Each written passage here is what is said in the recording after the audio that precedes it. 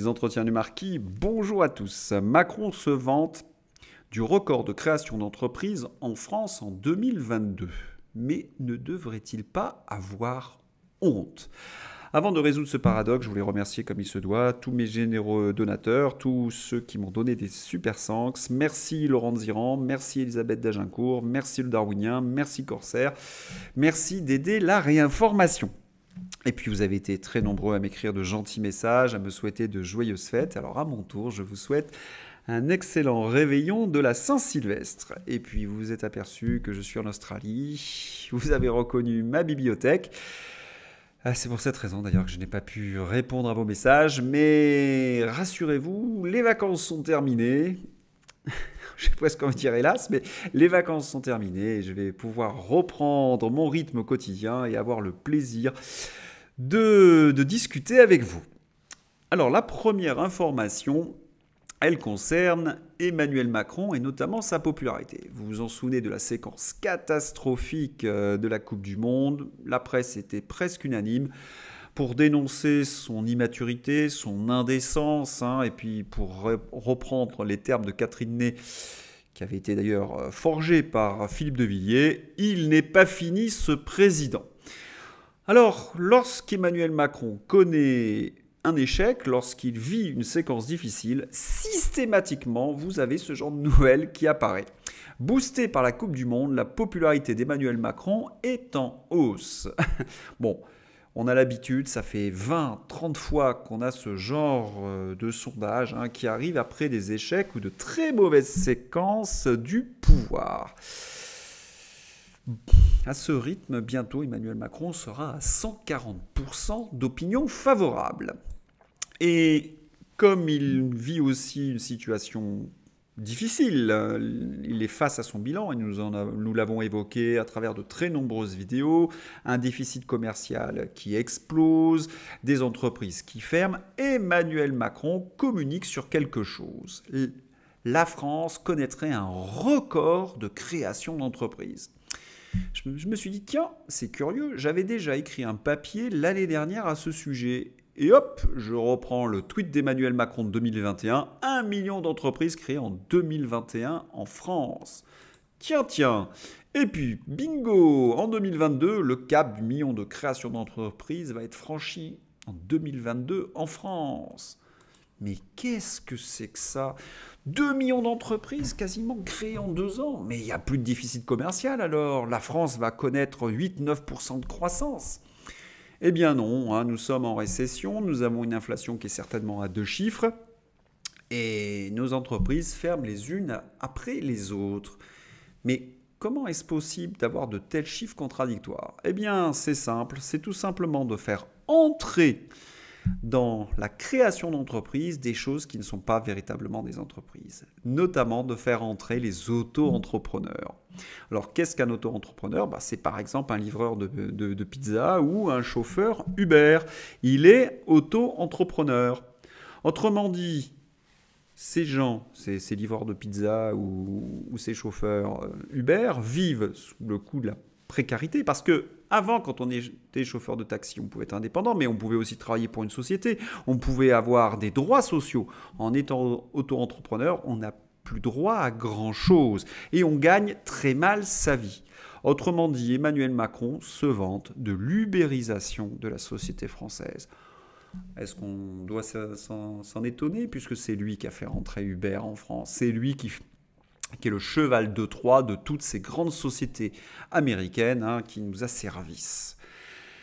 Voilà, comment transformer une catastrophe, puisqu'on voit notre déficit, je l'ai déjà dit, commercial exploser, nous voyons nos entreprises partir à l'étranger, eh bien Macron se félicite de nos échecs. Et il fait cela à chaque fois. Car la réalité, elle est tout autre.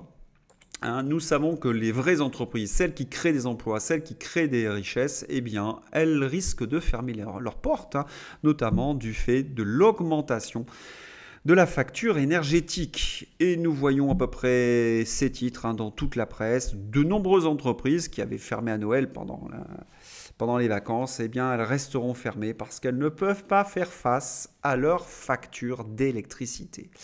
Voilà le bilan, le vrai bilan d'Emmanuel Macron.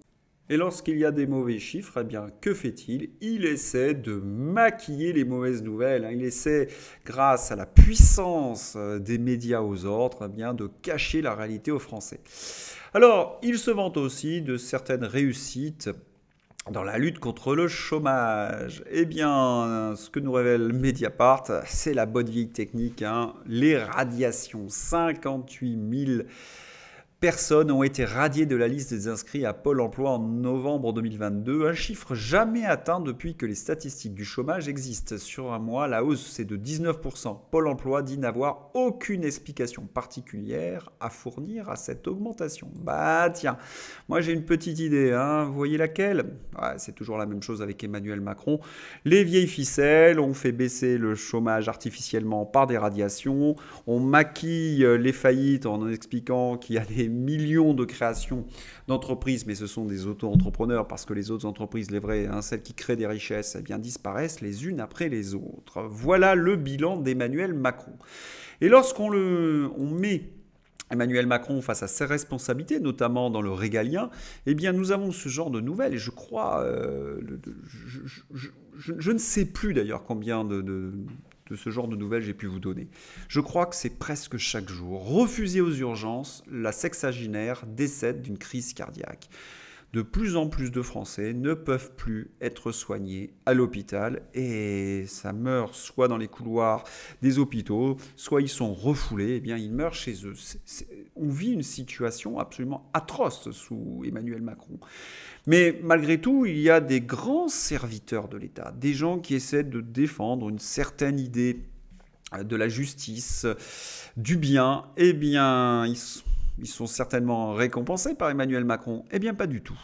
La préfète Marie Lajusse a voulu faire respecter la loi en empêchant un promoteur de bétonner une forêt classée.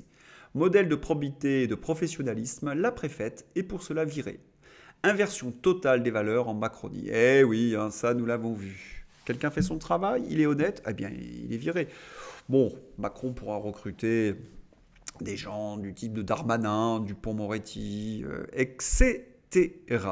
Alors, puisqu'on parle un petit peu d'écologie, on va un petit peu se détendre avec des sapins de Noël. Regardez l'escrologie. Tenez, on va écouter ce petit reportage de CNews. Pour les fêtes de fin d'année, la mairie du 12e arrondissement, c'est formidable, hein, je ne sais pas si vous l'avez vu, a installé un sapin de Noël absolument féerique, merveilleux. Regardez comme il est beau. Il est magnifique, non? Donc évidemment, dans le 12e arrondissement, on crie au scandale, on dit que c'est une horreur, à juste titre. Pas besoin de lunettes pour le voir. Et la maire, Emmanuelle Pierre-Marie, la maire écologiste du 12e arrondissement, a fait polémique. Pourquoi? Parce que vous avez ça au pied de sa mairie, et puis elle a voyagé. Alors, libre à elle de voyager, bien sûr, et d'aller à New York pour les vacances de Noël, tant mieux. Mais elle a posté cette photo sur les réseaux sociaux d'un magnifique sapin avec des boules de neige à New York. Elle découvre. Donc, les gens sont en colère sur les réseaux sociaux. Ils disent non mais vous vous foutez de nous.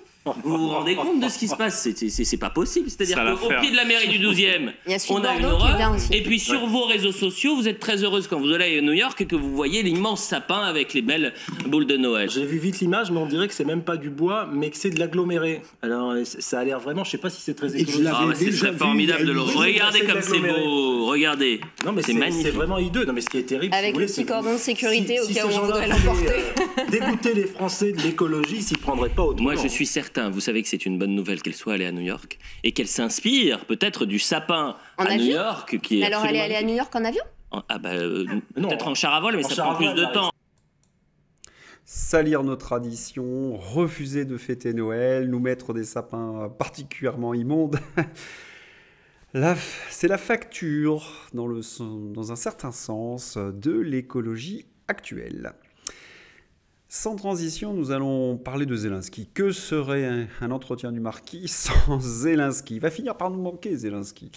Eh bien, nous avons appris, notamment dans la presse anglo-saxonne, que le CEO, c'est-à-dire le patron de BlackRock, eh bien, était pour la reconstruction de l'Ukraine. Alors, cette nouvelle, il faut la voir en deux temps. La première, si on parle de reconstruction, c'est que l'Ukraine va entrer dans la paix.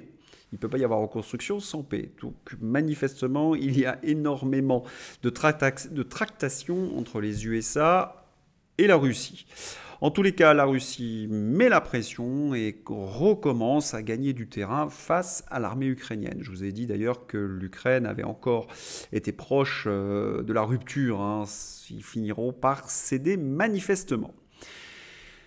Je vais vous parler d'André-Gide. Alors vous allez me dire quel est le rapport avec Zelensky. Eh bien, André-Gide a visité l'URSS dans les années 30 et en regardant les portraits de Staline, il a dénoncé le culte de la personnalité. Parce que il s'est dit, dans une démocratie, il n'y a pas de culte de la personnalité. S'il y a des portraits de Staline, c'est que la Russie, l'URSS, vit sous le joug d'une tyrannie. Alors il y a des petits comme ça, des petits indices qui éclairent l'ensemble. Eh bien, c'est Arnaud Klasfeld qui s'est fendu d'un tweet qui est un petit peu dans le parfum d'André-Gide. Regardez ce qu'il écrit. Aux dirigeants européens, vous voulez d'une Europe où on dresse des statues à Bandera. Bandera, c'est un nazi qui a persécuté les populations juives d'Ukraine. Et autres génocidaires. Et où on abat celles de Pouchkine et Tolstoï. D'immenses écrivains que j'aime beaucoup. Protestez au moins, ayez du courage, de la cohérence et de la dignité. Et oui, lorsqu'on érige des statues de Bandera et qu'on fait tomber celles de Tolstoï ou Pouchkine, cela signifie qu'on ne vit pas dans une démocratie. Non. Il n'y a même pas besoin d'en dire plus dans une certaine mesure. Nous en avons dit d'ailleurs suffisamment. Alors pour revenir aussi sur le fait que BlackRock aide la reconstruction de l'Ukraine, BlackRock, c'est un des plus gros donateurs du World Economic Forum. C'est le personnage le plus influent, certainement, Larry Fink. C'est un personnage le plus influent dans le monde. Et nous retrouverons évidemment notre ami Zelensky au World Economic Forum avec Klaus Schwab pour la reconstruction. On espère que ce scénario n'arrivera pas, bien évidemment. Si vous avez aimé cette vidéo, n'hésitez pas à la liker, à la diffuser sur les réseaux sociaux, à m'aider avec le petit pouce bleu. Bien à vous et encore une fois, bonne fête. Bye bye.